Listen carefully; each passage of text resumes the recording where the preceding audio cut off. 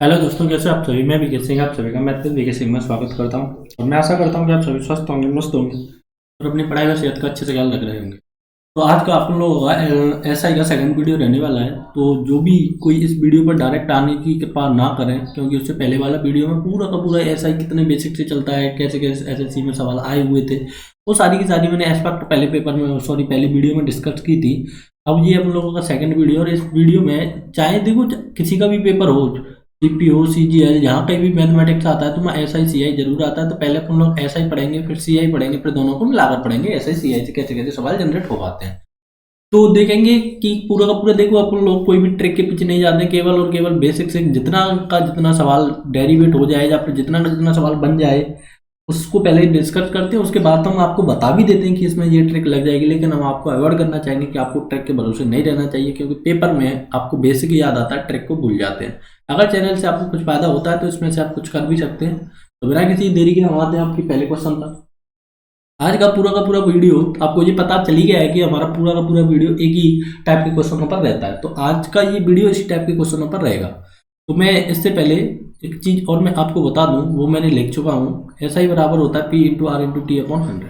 तो ये ऐसा ही निकालने का, कैलकुलेट करने का फॉर्मूला होता है हमारा, और ये कैसे होता है ये भी अपन लोगों ने पहले वीडियो में बताया है। तो देखेंगे, एक व्यक्ति एक निश्चित धनराशि जमा करता है। मान लो कोई व्यक्ति ने एक कोई निश्चित धनराशि जमा की, पहले 2 साल का ब्याज 3% वार्षिक है, मतलब उसने जो राशि जमा की उस पर पहले 2 साल के लिए 3% वार्षिक ब्याज मिला।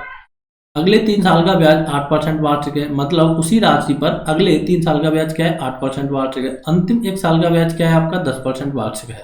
तो पूरे 6 सालों में उसे कुल कितना ब्याज मिला, इतना ब्याज मिला। अब देखो मैं थोड़ी चीज की बेसिक भूमिका बता देता हूँ कि देखो इसने क्या किया, 6 साल के लिए राशि जमा की। मान लो उसने पी ही राशि जमा की, पहले साल के लिए 3% की रेट से, 2 साल के तक 100 रुपये, तो सॉरी 100% हटाया, फिर वही राशि अगले 3 साल के लिए 8% से, फिर वही राशि अंतिम 1 साल के लिए 10% से। तो उसे 6 साल में कितना ब्याज मिला, 1520 रुपया ब्याज मिला। तो इस प्रकार से आप इस सवाल को करेंगे तो बड़ी आसानी के साथ यहाँ से आप किसकी वैल्यू कैलकुलेट कर लेंगे, पी की वैल्यू कैलकुलेट कर लेंगे। बट देखो पी अपॉन 100 इसमें से कॉमन भी आ गया, तो देखो 6 + 8 दिया 24 + 10 1520 हो गया। तो P अपॉन 100, तो ये कितना हो गया, 40 हो गया। 1520, देखो 0 से 0 गया, 4 से कितने बार गया, 4 दिया 12 होता है। कितना बचा यहाँ से, 3 बचा, 2 आ गया ऊपर से, 4 अट्ठे 32 होता है। तो कितना राशि आ जाएगा आपका, एक जीरो ये, और एक जीरो देखो यहाँ से ऊपर चला जाएगा। P की वैल्यू कितनी आ जाएगी आपकी, यहाँ से 3800 आ जाएगी। तो ये तो है इसका कि आप लोग सूत्र का यूज करके कैसे सवाल करेंगे, लेकिन पेपर में आपको ये सवाल ऐसे नहीं करना है। पेपर में कैसे करेंगे, मैंने एक चीज आपको कल बताया था, ऐसा ही क्या होता है, P into R into T upon 100 होता है। ठीक है जी। देखो जब मेरा प्रिंसिपल कांस्टेंट है तो ऐसा ही किसके प्रोपोर्शनल होगा, आर इंटू टी के होगा। जो आर और टी का मल्टीपल होगा वही क्या होगा, मेरा ऐसा ही होगा। तो ये क्या कह रहा है, देखो पहले साल के लिए उसने 2 साल के लिए 3% की रेट से जमा की, तो अल्टरनेट मेरे को यहाँ से कितना मिल चुका है, 6% मिल चुका है। अब नेक्स्ट क्या किया उसने, 3 साल के लिए 8% की दर से, तो यहाँ से मेरे को कितना मिला, 24 मिल चुका है। और लास्ट ईयर उसने 10% की रेट से किया, तो मेरे को टोटल कितना मिल गया, टोटल ब्याज कितना मिल गया, टोटल ऐसा ही मेरा हो चुका है यहाँ से 40%। ठीक है जी। तो 40% की वैल्यू मेरे को क्वेश्चन में दी है 1520। अब मेरे को पूछा क्या है, मेरे को प्रिंसिपल पूछा है, तो प्रिंसिपल 100% होता है। इनिशियली जो भी वैल्यू होती है वो सारी की सारी क्या होती है आपकी, 100% ही होती है। तो फिर से वही सीन हो गया, फिर से वही आंसर 3800 आ गया। तो पेपर में आपको इस प्रकार से करना, डायरेक्ट मल्टीप्लाई करके जितना आ जाए उतना ऐसा ही के बराबर बैठा देना। देखो नेक्स्ट सवाल। अब इस सवाल को आप डायरेक्ट जरूर करेंगे, जहाँ कहीं भी बैठे आप पेन कॉपी उठाकर इस सवाल को करने की कोशिश करें। तो एक व्यक्ति एक निश्चित धनराशि साधारण ब्याज पर जमा करता है, यदि पहले 4 साल का ब्याज क्या है, 8%, तो जहाँ से कितना मिल गया आपको, 32। अगले 6 साल का कितना है, 10%, तो यहाँ से कितना मिल गया, 60%। अंतिम 5 साल का कितना है, 12%। अंतिम 5 साल का कितना, 12%, फिर से कितना मिल गया, 60%। तो पूरे 15 साल का साधारण ब्याज इतना है, तो यहाँ से मेरा कितना हो रहा है, 120 30 40 50 152 की वैल्यू मेरे को क्या दी है 12160 दी है। तो राशि क्या है, तो मतलब मेरे को 100% की वैल्यू चाहिए। तो मैं आशा करता हूँ कि आपका क्वेश्चन आंसर मेरे से पहले भी आ चुका होगा। तो मेरे को लग रहा है कि ये कितने बार जाएगा यहाँ से, तो किससे कटा जाए, 4 से तो कट ही रहा है, ये 4 से गया 3 बार और 8 बार गया था, इस बार 404 और ये कितना बार गया, इससे गया ये शायद 8 होता है, 8 होता है। तो यहाँ से ये 8000 के समथिंग इसका आंसर आ जाएगा। तो इस प्रकार से आपको ये सवाल बनाना है बिना किसी देरी के। अगर सवाल में थोड़ा सा मेरा कैलकुलेट गलत हो तो आप उससे कैलकुलेट कर पाएंगे, शायद मेरे हिसाब से 8000 ही आंसर होगा। तो देखेंगे कि 4000 रुपये की राशि दो भागों में इस प्रकार से बांटी जाती है कि पहले भाग को 3% की साधारण ब्याज की दर से, दूसरे भाग को 5% की साधारण ब्याज की दर पर निवेश किया जाता है। दोनों भागों से एक साल में कितना ब्याज प्राप्त होता है, 144 रुपये ब्याज प्राप्त होता है। तो प्रत्येक भाग की राशि क्या है, तो मतलब कहने का ये है कि इसने कोई 4000 रुपये की राशि है, इसने दो भागों में ये डिवाइड कर दी। पहले भाग मान लो उसने x% की रेट से, सॉरी x राशि थी 3% की रेट से एक साल के लिए निवेश किया, प्लस अब देखो 4000 में से मैं x ले चुका हूं, तो अब मेरा कितना बचा है, 4000 माइनस x राशि बची है। वो दूसरे साल दूसरा कितने पर लगाया, 5% पे लगाया, और एक साल की बात हो रही है तो एक साल का गुणा कर दिया। तो दोनों भागों से कितनी राशि प्राप्त हुई, मेरे को 144 राशि प्राप्त हुई। अब मैं इस सवाल को सॉल्व करूंगा और x की वैल्यू निकाल कर दोनों, देखो ये तो मेरा फर्स्ट पार्ट है, ये मेरा सेकंड पार्ट। तो मैं क्या करूंगा, हाँ यहाँ से मेरा क्या 100 कॉमन आ गया, 100 1/100 जो कॉमन आ रहा है 3x प्लस इसमें क्या हो गया, ये हो गया आपका 4×20 के पीछे 3 जीरो माइनस 5x 144।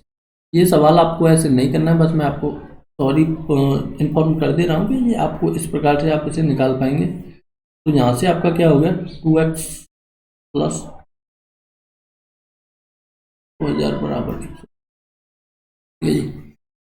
तो ये इधर चला जाएगा, तो यहाँ से -2x प्लस 144। अब x 2x की वैल्यू क्या आएगी, यहाँ से आपको 20,000, ये इधर माइनस का हो जाएगा, तो 20,000 में से 144 0 0 सब्ट्रैक्ट करेंगे, तो यहाँ से आपका क्या बच जाएगा, 5600 बच जाएगा। तो -2x की वैल्यू क्या आएगी, -5600 आएगी, ठीक है जी। 2x की वैल्यू क्या आ गई, यहाँ से 5600 आ गई। तो x की वैल्यू क्या आ गई आपकी, यहाँ से 56 दूनी कितना होता है, 28 दूनी 56, ठीक है जी। तो फर्स्ट पार्ट कितना आ चुका है मेरा, 2800 आ चुका है। तो सेकंड पार्ट कितना आएगा, 4000 माइनस, तो 0 0 2 3 में से एक गया 1200, तो 1200 हो जाएगा 4000 माइनस 28। तो फर्स्ट पार्ट और सेकंड पार्ट आप इस प्रकार से, ये होता है आपका बेसिक। लेकिन आप जल्दी कैसे बनाएंगे, अब वो देखना है कि अपन लोग इस सवाल को कितनी जल्दी से बना पाते हैं और कैसे बनाएंगे। देखो मैं इसका सेकंड तरीका, एक पार्ट उसने 3% की रेट पर जमा किया, एक पार्ट 5% की रेट पर जमा किया। ओवरऑल क्या हुआ उसे, ओवरऑल 4000 रुपये पर मान लो मैं 8% की रेट से एक साल में मेरे को कितना ब्याज प्राप्त हुआ, 144 प्राप्त हुआ। तो 2 जीरो से 2 जीरो गया, तो आर की वैल्यू 144 में मैं 40 से डिवाइड करूँ तो ये कितना बार जाएगा, 3 बार जाएगा, 120 हो जाएगा, 120 हो गया, तो 4 2 ऊपर से 0 आ गया, तो 6 चौक 24। तो ओवरऑल मेरा कितना आ चुका है, 3.6 आ चुका है। तो आपको पता है कि ओवरऑल मेरा 3.6 आ गया है, तो एक बार घटाते हैं और एक बार जोड़ कर निकालते हैं। तो यहाँ से 1.4 आ गया और यहाँ से 0.6 आ गया, ठीक है। तो क्या हो गया, यहाँ से मैं क्या कर दूँ, इसे 0 कर दूँ, इसे 0 कर दूँ, तो 7:3 मेरा क्या आ चुका है, अनुपात आ चुका है। तो देखो टोटल कितना हो गया, यहाँ से 10 हो गया। उसने टोटल कितना प्रिंसिपल दिया है आपको, 4000 दिया है। तो फर्स्ट पार्ट कितना आया आपका, 7/10 मल्टीप्लाई 4000, तो 7 चौके। सेकंड पार्ट कितना आया, 3/10 मल्टीप्लाई 4000, ये आ गया आपका 1200। तो इस प्रकार से आप फर्स्ट पार्ट और सेकंड पार्ट निकाल सकते हैं। बड़ी आसानी के साथ। लेकिन मैं आपको एक चीज़ और बताऊं, अगर आपको पेपर में ये भी ध्यान नहीं रहता है तो उसके लिए आपके पास तीसरा तरीका भी अवेलेबल है। वो तरीका ये है कि मान लो मैंने पूरी की पूरी राशि किस पे जमा कर दी, 3,000 पर, तो 3% की रेट पर जमा की, ठीक है जी। तो मैंने 4,000 रुपये की राशि 3% की रेट से 1 साल के लिए जमा कर दी, तो मेरा यहाँ से ब्याज कितना आ गया, 120 आ गया। लेकिन ब्याज दिया कितना है, 144 दिया है। तो मेरे को ब्याज कुछ कम प्राप्त हुआ। ब्याज मेरे को कितना कम हुआ, 144 में से मैं 120 सब्ट्रैक्ट कर दूं तो 42 24 रुपये मेरे को ब्याज कम प्राप्त हुआ। वो 24 रुपये ब्याज कम क्यों प्राप्त हुआ, क्योंकि देखो कुछ राशि 5% की रेट पर भी जमा थी, लेकिन मैंने सारी की सारी किस पे लगा दी, 3% की रेट पर। तो 2% के अंतर की वजह से मेरे को कितना ब्याज कम प्राप्त हुआ, 24 हुआ। तो अगर मैं इसे 100 पे जमा करता, 100% होता, तो ये कितना आ जाता मेरा, 24/2 × 100, तो 1200। तो एक पार्ट मेरा 1200 आ जाएगा, तो दूसरा पार्ट कितना होगा आपका, 2800 हो जाएगा। इसमें मैं आपको ये बता दूं कि देखो, जब आप 3% का लेंगे तो 5% वाला निकलेगा, जब आप 5% वाला लेंगे तो 3% वाला निकलेगा। तो इस प्रकार से आप इसे करेंगे। अब देखो, मैं इसे बताऊं कि अगर पूरी की पूरी राशि मेरी 5% पर जमा होती, तो यहां से मेरे को क्या मिल जाता, 200 रुपये मिल जाता। यहां से कितना ब्याज मिलता मेरे को, 200 रुपये ब्याज मिल जाता, क्योंकि अब मेरे को ब्याज लाना कितना था, 144 लाना था। एक्स्ट्रा कितना मिल गया, एक्स्ट्रा मिल गया जी मेरे को 56 रुपये। 56 रुपये एक्स्ट्रा किसके कारण मिला, क्योंकि फिर से वही देखो, मैंने 5 पर जमा कर दी, कुछ राशि 3 पर भी जमा करनी थी, तो मैंने 2% ज्यादा पर जमा कर दी, तो 56 मिल गया। तो 1 की वैल्यू क्या आ गई आपकी, 28 आ गई। तो 100 की वैल्यू क्या आ जाएगी, यहाँ से 2800 आ जाएगी। अब देखो, आपने 5% वाला लिया है, तो ये कौन सा आएगा पहले, 3% वाला। तो 5% वाला कितना आ जाएगा, फिर से 1200 आ जाएगा। तो ये नहीं कि आपको एक ही प्रकार से सॉल्व करना है, आप दोनों प्रकार से सवाल को सॉल्व करेंगे। और या तो मतलब 5% लेंगे तो पहले 3 का आएगा, पहले 3 का लेंगे तो पहले 5 का आएगा। अब देखो, इस सवाल के मैंने तो आपको 3 तरीके बता दिए, जो भी आपको सूटेबल लगे आप उस तरीके से करेंगे। लेकिन जो लास्ट तरीका है वो मेरे को ज्यादा बेटर लगता है। देखो, 2500 रुपये की धनराशि 2 भागों में इस प्रकार से विभाजित की जाती है कि पहले भाग पर 5% की और दूसरे पर 7% की दर से निवेश किया जाता है। तो 2 साल में कितना ब्याज प्राप्त होता है, इतना होता है। तो प्रत्येक भाग की राशि पूछिए। तो मैं कह रहा हूं कि देखो, 2500 रुपये की राशि है, 2% की रेट से 2 साल के लिए 5% की रेट से लगाई जाती है। तो उसे आप कैसे सॉल्व करेंगे, तो उसके लिए आपको करना क्या है, देखो कैसे इस सवाल को बना पाएंगे। तो यहां से आपको टोटल कितना ब्याज प्राप्त हुआ, यहां से आपको टोटल देखो 25 दूनी 50 होता है, तो यहां से 50 × 5 में कर दूं तो यहां से मेरे को 250 ब्याज प्राप्त हो गया, ठीक है जी। अब देखो आपने किया क्या, देखो 5% की रेट पे लगानी है, कुछ 7 की पे लगानी है। तो ब्याज मेरे को कितना लेना है, 265 लेना, आया कितना, 250। तो एक्स्ट्रा सॉरी मेरे को कम कितना मिला, 15 कम मिला। किसके कारण कम मिला, क्योंकि देखो मैंने जो 7% की राशि थी वो मैंने किस पे लगा दी, 5% पे लगा दी। तो 2% के कारण आपको 15 ब्याज कम मिल गया। तो 100 के कारण क्या होगा, तो बस आपको 100 की वैल्यू निकालनी है यहाँ से। हाँ, तो 25 दिया 75, तो एक राशि आपकी 750 आ जाएगी। तो दूसरी राशि आपकी फिर कितनी आ पाएगी, सॉरी देखो, ये 2 साल के लिए 2 × 2 होगा, तो पूरा 4 आएगा ये। इसके लिए मैं आपसे माफी चाहता हूँ, क्योंकि 1 साल के लिए केवल 2 मिलता है, तो 2 साल का आपका साधारण ब्याज क्या हो जाएगा, 2 साल का साधारण ब्याज आपका 4 हो जाएगा, क्योंकि 2 1 साल का, फिर से 2 1 साल का। तो 4 के कारण आपको 15 कम मिला, तो 100 की वैल्यू आपको फाइंड आउट करनी है। तो 15/100/4, तो 25 बार गया। तो यहाँ से क्या हो गया, 25 75 और 25 37 हो गया। तो एक पार्ट तो आपका कितना आ गया, ये 337 आ गया। ये कौन सा वाला है, ये 7% पे जमा किया वो वाला है। तो दूसरा वाला पार्ट कितना आएगा आपको, 2500 में से 375 आप सब्ट्रैक्ट करेंगे, यहाँ से आएगा 5 2 1 2 2123 आ जाएगा। ये कौन सा वाला है, ये 5% पे जमा किया वो वाला है। आप इसका रिवर्स भी कर सकते हैं, दोनों से आप बड़ी आसानी के साथ इस सवाल को निकाल पाएंगे। तो अब थोड़ा सा आगे चलते हैं, इसी टाइप का सवाल है, इसे करने की आप जरूर कोशिश करें। 7000 रुपये की राशि 2 भागों में इस प्रकार से बांटी जाती है कि पहले भाग पर 6% की और दूसरे पर 4% की दर से निवेश किया जाती है। तो 5 सालों में कितना प्राप्त होता है, 1600। तो मैं कह रहा हूं कि 7000 रुपये की राशि 6% से जमा कर दो, तो 5 साल के लिए तो प्रत्येक की राशि पूछिए, अगर आपसे बोलकर पूछे तो आपको रिवर्स ले रहा है यहाँ पर। तो मैंने कहा कि इसे कर दो 6 पर पूरी के पूरा। तो यहाँ से कितना मिल गया मेरे को 35 मल्टीप्लाई 6, तो 0 0 तो 5 30 की 0 3 18 19 20 21, तो मेरे को ब्याज मिल चुका है 2100। मेरे को लेना कितना है 1600। एक्स्ट्रा कितना मिल गया मेरे को, एक्स्ट्रा मिल गया मेरे को 500। 500 एक्स्ट्रा किसके कारण मिला, 500 एक्स्ट्रा इसके कारण मिला, देखो मैंने 2% का क्या दे दिया इसमें, अंतर दे दिया, क्योंकि जो 4% में जमा करनी थी वो मैंने किस पे कर दी, 6 पे जमा कर दी, तो इस कारण मेरे को 500 ज्यादा मिल गया। तो देखो 2 का ये और 5 साल, तो टोटल मेरा अंतर कितना आ गया 2 × 5 का अंतर आ चुका। तो 10% के कारण मेरे को ब्याज कितना ज्यादा मिला, 500 मिला, तो 100 के कारण कितना मिलेगा, 5000 मिलेगा। तो एक पार्ट आ गया 5000, वो कौन सा आया है 4% वाला आ गया मेरा 5000। तो दूसरा पार्ट कितना होगा, सेकंड पार्ट कितना होगा आपका 2000 रुपये। बड़ी आसानी के साथ इस सवाल को आप बना पाएंगे, और आप इसमें एलिगेशन भी लगाएंगे, लेकिन एलिगेशन से ये ज्यादा इसके लिए बेटर है। देखते हैं नेक्स्ट सवाल। देखो 19,400 रुपये की राशि 2 भागों में इस प्रकार से बांटा जाता है कि पहले भाग पर 8% की दर से 5 साल के लिए, दूसरे भाग पर 4% की दर से 9 साल के लिए निवेश किया जाता है यदि इनके साधारण ब्याजों का अनुपात, देखो अब इसने कुछ नहीं बोला है कि साधारण ब्याज कितना प्राप्त हुआ, केवल और केवल क्या दे दिया इसमें, अनुपात दे दिया। तो कैसे, देखो ऐसा ही बराबर होता है P × R × T ऑन 100। तो देखो एक SI1 मान लेता हूं मैं और एक SI2 मान लेता हूं।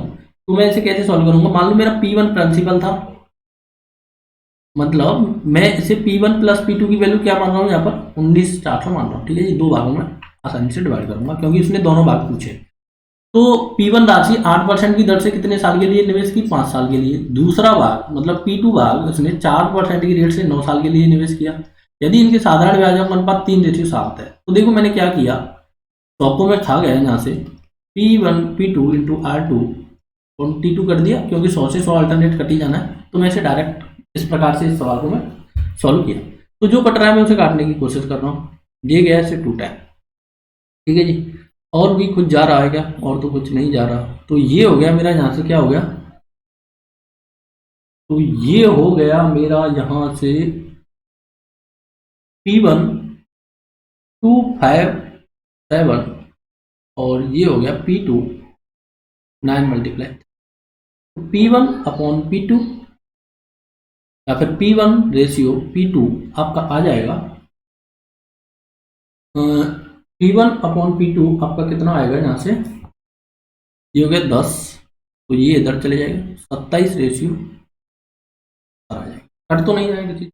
अब ये कितना हो गया 7 9 97, तो 97 की वैल्यू कितनी दी है 940, तो एक की वैल्यू क्या होगी आपकी 2 के पीछे 0 0। अब देखो इसकी वैल्यू निकालेंगे तो 27 × 200 कर देंगे आप, तो ये आ जाएगी 54 के पीछे 2 0, 2 0 ही आएगा हाँ। और इसकी वैल्यू निकालेंगे तो 70 × 200 कर देंगे, तो इसके पीछे 7 दूनी 14 के पीछे क्या आ जाएगा 1 2 3 0। अगर आपको जोड़ने में कोई गलती है तो आप उसे बड़ी आसानी के साथ देख पा सकते हैं। तो बड़ी आसानी के साथ इस सवाल को आप बना लेंगे और यही इसका खूबसूरत तरीका है करने का। अब देखेंगे नेक्स्ट सवाल, सेम सवाल सेम पैटर्न। 1900 रुपये की 19,000 रुपये की राशि 2 भागों में इस प्रकार से बांटी जाती है। तो आप एक को P1 मान लीजिए 2 साल के लिए 4% रेट से, दूसरे भाग को P2 भाग को 4% की रेट से 3 साल के लिए निवेश किया जाता है यदि दोनों ब्याजों के साधारण ब्याज का अनुपात क्या है 16:7 है। तो जो जा रहा है सॉरी उसे जाने दो। तो P1 7 2 × 7, P2 16 × 2, सॉरी ये मल्टीप्लाई में, तो इसे आप और काट सकते हैं, सॉरी मैंने गलत लिख दिया।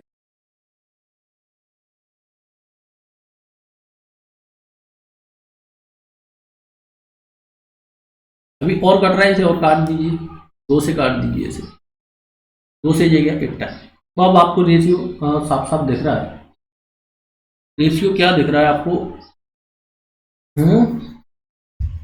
रेशियो मेरे को दिख रहा है P1:P2, ये इधर आ जाएगा 8:7,